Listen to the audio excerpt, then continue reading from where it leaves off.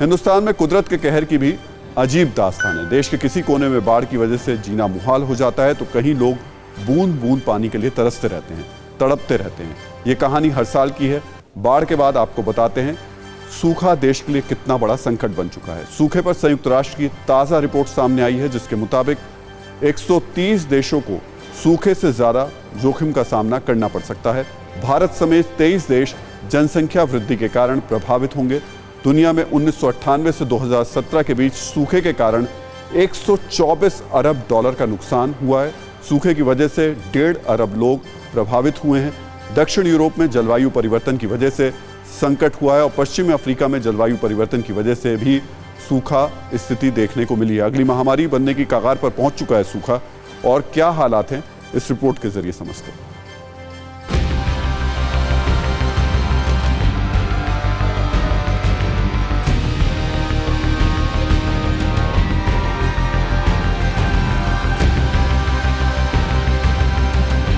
सूरज की तेज तपिश, तपती जमीन और बूंद बूंद को तरसती प्यासी धरती।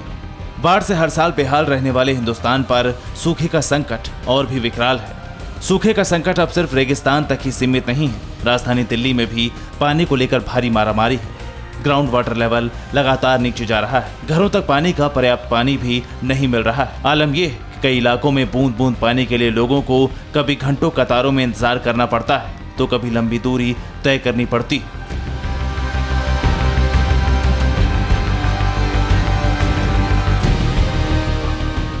उत्तर से दक्षिण तक, महाराष्ट्र से तमिलनाडु तक पानी की किल्लत बड़ी मुसीबत बन गई है। पिछले कुछ सालों में भारत में जल संकट और भी गहराता जा रहा है।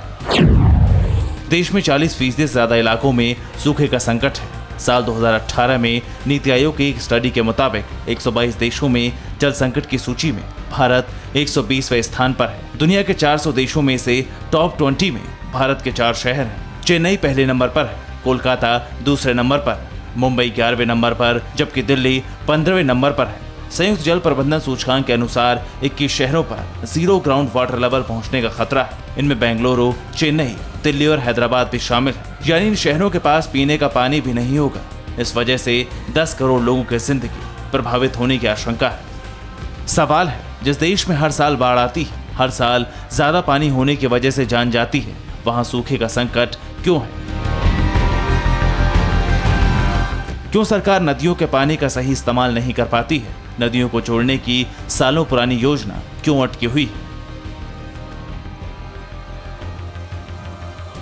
जो नदियां हैं वो अगर आप देखें उनकी जो भौगोलिक स्थिति है तो वो इंटरलिंक्ड हैं, लेकिन जिस तरह का उनके ऊपर एनक्रोचमेंट, उस लैंड का शोषण या उसकी जो डीसिल्टिंग है वो मुकम्मल तौर से नहीं हो पा रही है। इन नदियों का पहली बात उनका सम्मान करें, दूसरी बात उनको बिल्कुल डीसिल्टिंग की जाए, उनकी जो इंटरलिंकिंग है उसको किया जाए और उस पर जो एनक्रोचमेंट है उसको कम किया जाए।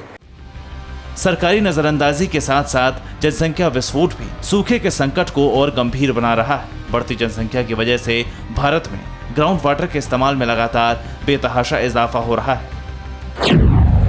केंद्रीय भूजल बोर्ड 2015 की रिपोर्ट के अनुसार भारत दुनिया में सबसे ज्यादा ग्राउंड वाटर का इस्तेमाल करने वाला देश है। भारत में भूजल का 85% कृषि में, 5% घरेलू और 10% उद्योगों में इस्तेमाल किया जाता है, जबकि शहरों की 50% और ग्रामीण क्षेत्रों की 85% जरूरतें ग्राउंड वाटर से पूरी होती है। ग्राउंड वाटर के ज्यादा इस्तेमाल की वजह से 2007 से 2017 के बीच देश में ग्राउंड वाटर लेवल में 61% तक की गिरावट आ गई। 2030 तक देश में वाटर सप्लाई की मांग दोगुनी होने का अनुमान है।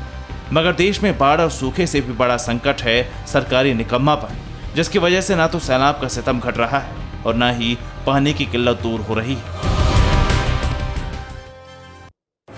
अब सवाल यह है कि हिंदुस्तान में सालों से देखा गया है कि हर साल बाढ़ आती है, इतना पानी आता है कि घर मकान सब डूब जाते हैं। वहीं दूसरी ओर जल संकट का सामना करना पड़ता है। तो क्या इस आपदा को अवसर में नहीं बदलना चाहिए?